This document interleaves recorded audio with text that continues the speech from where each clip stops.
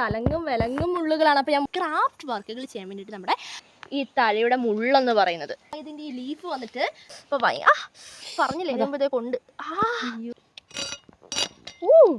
Hi hello guys, എല്ലാവർക്കും before Diana വ്ലോഗിലേക്ക് സ്വാഗതം.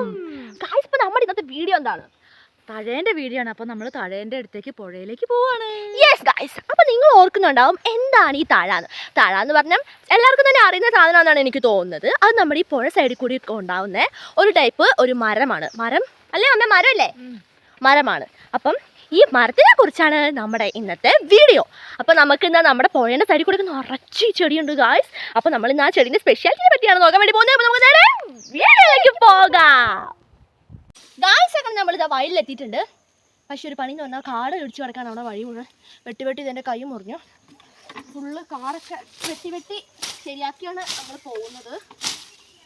Okay guys, നമുക്കിത് മുമ്പോട്ട് നടക്കാം. Come on, let's go.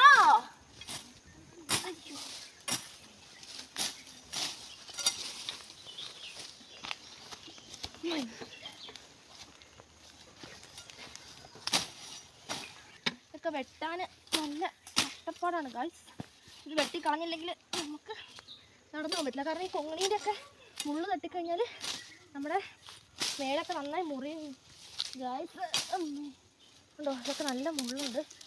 വെട്ടിക്കളഞ്ഞാൽ ശരിയാവുന്ന കാര്യമല്ല. അല്ല എന്ന് പറഞ്ഞാൽ അല്ല അത്രയേ ഉള്ളൂ. അല്ല ഗായ്സ്, അപ്പോൾ എല്ലാവരും പേരയ്ക്ക പറിച്ചുകൊണ്ട് നിൽക്കുവാണ് നമ്മുടെ പേരയ്ക്ക തോട്ടത്തിൽ നിന്ന്. അപ്പോൾ നമ്മുടെ മമ്മയ്ക്ക് ഒരു അടിപൊളിയാ ലുക്ക് മാത്രമേ ഉള്ളൂ, പക്ഷെ പഴുത്തതല്ല കേട്ടോ ഗൈസ്. നമ്മുടെ ഭയങ്കര പേരയ്ക്ക അറിഞ്ഞുകൊണ്ടിരിക്കുകയാണ്. ആ കൊച്ചു ചെത്തി ഇപ്പം അതിൻ്റെ കയ്യും ചെത്തു.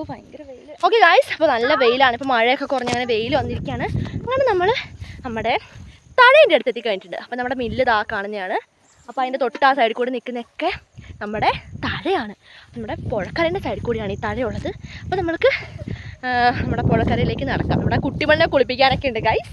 പിന്നെ നമ്മുടെ തഴയുടെ വിശേഷങ്ങളും പറയാനുണ്ട് ഗൈസ്. അങ്ങനെ നമ്മളിത് പുഴക്കരേൻ്റെ അടുത്ത് എത്തിയിട്ടുണ്ട്. അപ്പോൾ നമ്മുടെ ഞാൻ നേരത്തെ കാണിച്ചു തന്നില്ലേ, അപ്പോൾ നമ്മളവിടെ എത്തിയിട്ടുണ്ട്. അപ്പോൾ തഴയൊക്കെ നിന്നിങ്ങനെ ആടി കളിച്ചുകൊണ്ടിരിക്കുകയാണ്. അപ്പോൾ നമുക്കിത് പുഴയിലേക്ക് നടക്കാം.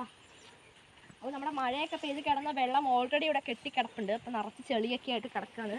ഇവിടെ കുട്ടിമണി ചെളിയിൽ മുഴുവൻ കുളിച്ചിരിക്കുകയാണ്. നമുക്കിത് നടന്ന് പോവാം.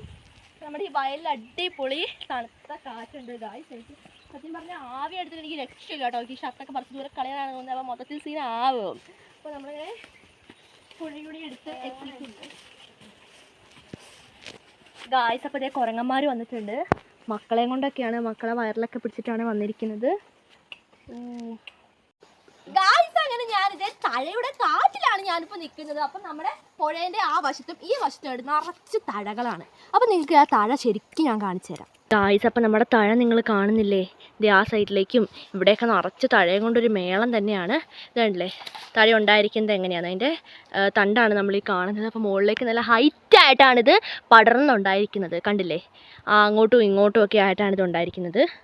വാവ്, പങ്ങടെ കാല് ചെളിയിൽ പൂണ്ടുപോയി ഗായ്സ്. അപ്പോൾ നിങ്ങളിത് കണ്ടോ? പുഴക്കരേൻ്റെ ഇവിടേക്ക് കയറി നമ്മുടെ തഴ ഉണ്ടായി നിൽപ്പുണ്ട്. കണ്ടില്ലേ? അപ്പോൾ ഇതിൻ്റെ ഒരു കുഞ്ഞ് തൈയാണ് നമ്മൾ ഈ കണ്ടുകൊണ്ടിരിക്കുന്നത്. അപ്പോൾ നല്ല ഹൈറ്റിലുണ്ടാവും. നിങ്ങളുണ്ടല്ലോ ഒരേ ഒപ്പത്തിൽ ഇഷ്ടം പോലെ നമ്മുടെ പുഴക്കരേൻ്റെ ആ വശത്ത് ഈ വശത്തോട്ട് ഉണ്ടായി നിൽപ്പുണ്ട് കേട്ടോ. നമ്മുടെ ഈ തഴേൻ്റെ വലിയൊരു സ്പെഷ്യാലിറ്റിയാണ് ഈ തഴയുടെ മുള്ളെന്ന് പറയുന്നത്.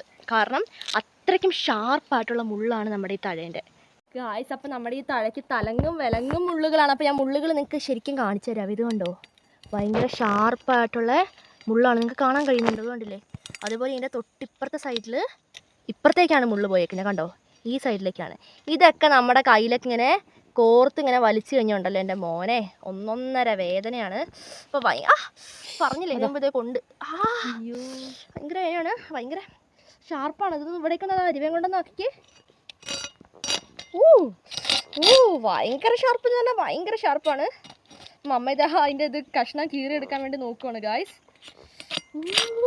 എനിക്ക് കാണുമ്പോഴേ പേടിയാവാണ് ഗായ്സ്. അപ്പോൾ നമ്മുടെ ഈ തഴ എന്ന് പറഞ്ഞിട്ട് ഈ സാധനം ഉണ്ടല്ലോ, ഇതിൻ്റെ ഈ സംഭവം ഉണങ്ങി വീണാലും ഇതിൻ്റെ ഈ മുള്ളിന് പവർ കൂടുകയുള്ളൂ, അല്ലാതെ ഇതിൻ്റെ മുള്ള് കുറേ നാൾ മണ്ണിൽ കിടന്നാലും അങ്ങനെ പെട്ടെന്നൊന്നും ഇത് പൊടിഞ്ഞു പോകാത്തൊരു സാധനമാണ്. അപ്പോൾ ഇത് ഇങ്ങനെ മുള്ളായതുകൊണ്ട് തന്നെ ഭയങ്കര ഡേഞ്ചറസ് ആയിട്ടുള്ളൊരു സംഭവമാണ് നമ്മുടെ തഴ. പിന്നെ നമ്മുടെ തഴേൻ്റെ വലിയൊരു സ്പെഷ്യാലിറ്റി എന്ന് പറഞ്ഞിട്ടുണ്ടെങ്കിൽ നമ്മുടെ തഴയും കൊണ്ട് ക്രാഫ്റ്റ് വർക്കുകൾ ചെയ്യാൻ വേണ്ടിയിട്ട് നമ്മുടെ തഴ കൂടുതലായിട്ടും യൂസ് ചെയ്യുന്നത്.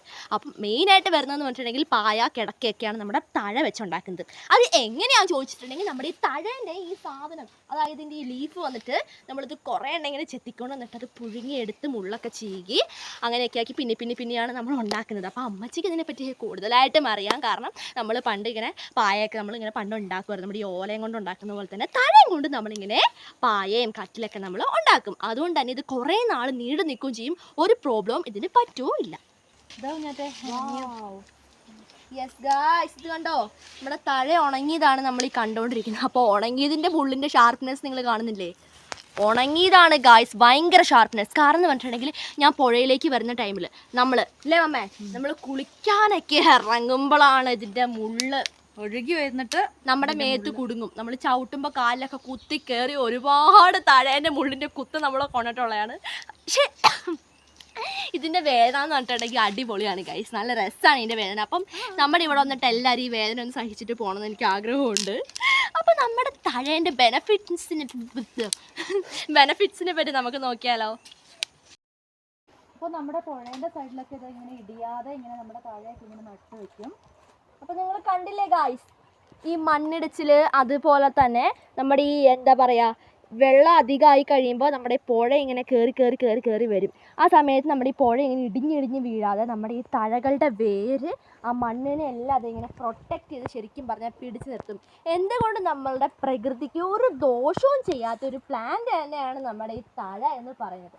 അപ്പോൾ ഇതിന് അത്യാവശ്യം നല്ല ഹൈറ്റാണ് ഗായ്സ്, നിങ്ങൾ കണ്ടില്ലേ, അതിൻ്റെ മുകളിലേക്കാണ് ഒത്തിരി ഈ തഴ ഇങ്ങനെ എന്താ പറയുക, അതിൻ്റെ ഇലകളൊക്കെ ഇങ്ങനെ വിരിഞ്ഞ് നിൽക്കുന്നത്. അപ്പോൾ നിങ്ങൾക്ക് ഇത് കണ്ടാൽ മനസ്സിലാകും കേട്ടോ.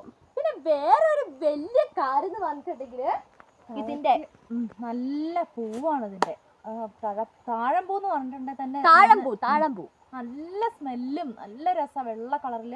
പക്ഷെ ഇപ്പോൾ അത് ഉണ്ടായിട്ടില്ല, അതിൻ്റെ സീസൺ ആയിട്ടില്ല, ഉണ്ടാകുന്ന സീസൺ ആയിട്ടില്ല. അടിപൊളി മണമാണ്. അത് ഒരെണ്ണം ഉണ്ടായി കഴിഞ്ഞ് കഴിഞ്ഞാൽ നമ്മൾ ഈ പരിസരത്ത് എങ്ങും നിൽക്കില്ല, അത്രയ്ക്ക് സ്മെല്ലായിരിക്കും.